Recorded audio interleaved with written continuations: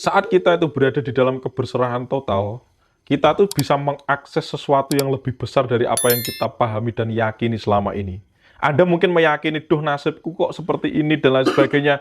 Itu Anda masih tersabotase tentang mental negatif. Tapi nek Anda pasrah, Anda berserah dan melepaskan, Anda tidak membatasi sesuatu yang ada di sekeliling Anda melalui keyakinan Anda sendiri. Maka disitulah taraf Anda berserah kepada Tuhan itu manunggal dengan sesuatu yang lebih besar. Ketika Anda berada di dalam getaran yang lebih besar, Gusti ki moho sugih, Mas. Apapun bisa terjadi begitu saja tanpa bisa dilogikakan. Maka orang berpasrah itu wong dununge wong sugih, orang yang berkedudukan paling kaya itu orang yang masih memiliki sifat hewani yang melekat untuk membersihkan atau menyempurnakan dengan meditasi, membersihkan cakra bawah, ataukah dengan menempa diri dalam berperilaku? Saya menempa diri dalam berperilaku, berarti ini posisi perilakunya yang mana? Laku apa dulu? Laku untuk dirinya sendiri atau berlatih laku untuk dharma kepada orang lain? Atau melibatkan diri terhadap laku-laku yang dibutuhkan oleh orang lain di masyarakat gitu. Berarti kalau perilaku itu berarti kan aspeknya kalau tidak salah Anda itu tertuntut untuk mengikuti ritme masyarakat kan, yang harus dituntut untuk melakukan tindakan baik dan buruk. Gitu kan maksudnya. Kalau Anda ngomong soal perilaku ini. Nah, kalau Anda masih terlibat di dalam perilaku baik dan buruk, Anda tidak selesai. Karena perilaku yang diidealitaskan itu sebenarnya hanyalah doktrin secara kolektif. Dan itu diyakini secara kolektif oleh masyarakat kita, bahwa yang baik itu seperti ini, yang buruk seperti ini. Dan itu pun juga persetujuan. Baik buruk itu persetujuan. Maka kalau orang Jawa itu melakukan tindakan itu dengan sadar, ngempan papan, tanggap dengan segala situasi dan kondisi. Dengan berlatih seperti itu, Anda mampu melepaskan karma satu persatu, karena Anda sudah tidak terikat oleh nilai baik dan buruk. Kira-kira begitu. Nah, teknik ketika Anda mendidik, maksudnya mendidik berperilaku, ini kan pasti disinyalir kepada perilaku yang baik nih. Nah, berarti kalau perilaku yang baik, berarti Anda masih melekat kepada idealitas yang disetujui, bisa jadi. Tentang penilaian baik dan buruk itu tadi. Tapi kalau Anda lebih kepada laku sadar saat berlaku, tanggap terhadap segala situasi saat Anda berlaku, itu mungkin lebih oke. Karena Anda bisa menghapus tentang rasa-rasa atau residu-residu yang membuat Anda sendiri itu tidak selaras dalam kehidupan. Jadi kesadaran itu adalah kecerdasan untuk mampu menempatkan diri di setiap aspek dan momentum. Kira-kira begitu. Ya mungkin ada didikan-didikan tertentu dalam laku-laku itu kan mungkin juga mengarah ke sana secara tindakan fisik dan psikisnya gitu. Secara tindakan batinnya tetap laku itu mengajarkan kita kembali untuk mengenal sesuatu yang sadar di dalam diri kita. Kita hanya terikat dengan sesuatu yang sadar dengan diri kita itu tadi. Maka kita akan bisa menghapus segala macam drama yang ada di kehidupan ini yang bersifat pelik. Kira-kira begitu. Kita ini kan hidup bareng-bareng di sini itu sedang tersesat, Mas. Tersesat di alam apa? Tersesat di alam mental, alam perasaan, alam angen-angen dewi. Jadi kita tuh setiap hari tersesat di dalam angan-angan kita sendiri. Maka kita dilatih untuk sadar. Karena yang menyiksa dan menghukum Anda itu angen-angennya sampai dewi loh. Perasaan dan pikiran Anda itu angan-angan. Itu yang menyiksa Anda setiap hari. Maka itu diamati. Dilebur ke dalam. Karena penderitaan itu hasil dari angan-angan yang berlebihan. Angan-angan yang bermain tidak terkendalikan. Kira-kira gitu. Terima kasih Mas Tunjung. Nah, lanjut lagi ya Mas Tunjung ya. Oke. Izin tanya Gus Tunjung dari Eko Gunung Kidul. Pertanyaannya emang nggak ada, baru cuma itu. Nah, dari Mbak Dini, Mas Tunjung, gimana caranya menghindari vibrasi negatif dari seseorang? Menghindari. Maksudnya biar nggak ketularan kali ya, biar nggak ketularan negatif. Ya, secara logis ada pertemuan yang mungkin Anda ketarik dengan orang-orang yang berenergi negatif misalkan. Ya cara menghindarinya secara aspek fisik ya rasional saja. Anda bisa menghindar dengan alasan-alasan tertentu gitu kan. Misalkan Anda mau diajak ketemu Mbak Rusi misalkan gitu ya. Aku mau konsultasi gitu. Tapi ketika Anda sudah lihat orangnya itu serba rawat kan gitu ya.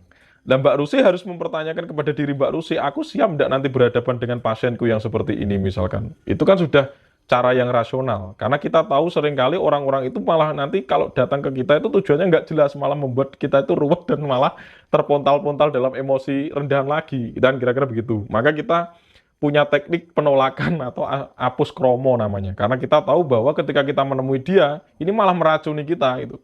Jadi dihapusi wae gitu. Wah, aku masih ada pertemuan, enggak masalah. Daripada nanti Anda terjatuh di dalam mental pergumulan yang semakin parah dan mengkontaminasi Anda. Kira-kira begitu. Maka orang Jawa tuh ngenek ini jenenge apus kromo. Karena yang lawan bicaramu itu orang yang tidak sadar. Jadi nek mbok jak omong malah kowe nesu dhewe gitu. Kamu malah jengkel sendiri, kamu malah terbawa kepada emosi yang lebih rendah lagi. Terapi kita hanya bisa mendoakan dan mengirimkan energi positif. Itu dulu yang kita lakukan. Itu kira-kiranya. Dan nanti kalau sudah terlanjur ketemu karena ketidaktahuan kita, berarti kan itu terjadi karena kita dalam intensitas getaran yang mungkin sefrekuensi, sama-sama sedang tidak sadarnya. Akhirnya ketemu. Wah, akhirnya ketika habis ketemu, isinya mau nesu saja isinya, kita cuma marahnya. Jadi ini aku jadi ikut ini, dia jengkelin banget. Akhirnya kita malah merajuk dan ikut terbawa emosi kan gitu. Nah, segera Anda harus sadar dan eling, tarik napas dan lepas. Atau dalam ketika energi sudah parah dan menempel di dinding-dinding memori tubuh Anda, di dinding-dinding selaput ari tubuh Anda, ya diruatlah adus kembang apa adus banyu uyah, adus garam, mandi garam atau mandi air bunga itu. Karena sifat bunga dan garam itu meluruhkan atau menyelaraskan energi negatif yang nempel melalui partikel-partikel yang dilepaskan oleh kondisi orang-orang yang berenergi negatif. Kira-kira begitu. Kalau berani hadapi, kalau belum berani menghindar dulu. Ya, kan itu kan lebih waras daripada nanti Anda bertemu malah semakin konflik, sama-sama Anda ini tidak menolong diri Anda dan orang itu. Orang itu juga termasuk terjatuh karena Anda malah menambahkan impuls yang negatif karena Anda sendiri tidak kuat. Berarti balik lagi ke kesadaran ya, Mas. Karena Iya, betul, kesadaran. Baliknya kesadaran. Ya, Ya, baliknya kesadaran. Eling itu kan sadar. Baru waspodo kan gitu kan. Iya. Nah, pertanyaan selanjutnya ya, Mas Tunjung ya, dari Mas Dodi Hermanto. Ini mohon maaf pakai bahasa Jawa, kalau saya salah menyebutkan bahasanya, tolong dimaklumi ya. Oke. Derek tangklet Mas Tunjung. Kulo sudah laku pasrah ngalah datang Gusti Pangeran. Tapi kulo malah diparingi sesuatu sing lebih saking Gusti. Padahal kulo mboten nyuwun. Nyuwun wedaranipun matur sembah nuwun. Saya susah ngomongnya. Masihnya aneh-aneh, maaf ya. Itu tahu artinya nggak kira-kira? Jenengan tahu artinya nggak pertanyaan itu apa? Dikit-dikit kayaknya. Saya tahu, Mas Tunjung. Coba diterjemahkan bahasa Indonesia ya. Iya. Biar yang lain tahu. Kalau tangklet ini saya nggak tahu nih. Tangklet itu tanya. Tangklet itu izin tanya. bertanya, Mas Tunjung. Saya sudah melakukan laku pasrah, Ya, mengalah, ya, gitu ya. Nah, menghadap sama Tuhan gitu ya. ya. Datang di Pangeran gitu ya. Tapi saya malah diberikan sesuatu yang Lebih gitu ya. dari Tuhan gitu ya, dari Gusti. Padahal saya tidak meminta gitu ya. Mohon pencerahannya, Mas gitu. Begitu ya maksudnya ya, benar ya? Ya, ya. Jadi ini seringkali orang-orang yang tidak tahu. Saat kita itu berada di dalam keberserahan total, kita tuh bisa mengakses sesuatu yang lebih besar dari apa yang kita pahami dan yakini selama ini. Anda mungkin meyakini, duh nasibku kok seperti ini dan lain sebagainya. Itu Anda masih tersabotase tentang mental negatif. Tapi nek Anda pasrah, Anda berserah dan melepaskan, Anda tidak membatasi sesuatu yang ada di sekeliling Anda melalui keyakinan Anda sendiri. Maka disitulah taraf Anda berserah kepada Tuhan itu manunggal dengan sesuatu yang lebih besar. Ketika Anda berada di dalam getaran yang lebih besar, Gusti ki moho sugih, Mas. Apapun bisa terjadi begitu saja tanpa bisa dilogikakan. Maka orang berpasrah itu wong dununge wong sugih, orang yang berkedudukan paling kaya itu orang yang sering melakukan keberserahan. Karena dia meleburkan dirinya kepada zat yang lebih tinggi, yaitu Tuhan, yang maha tanpa batas.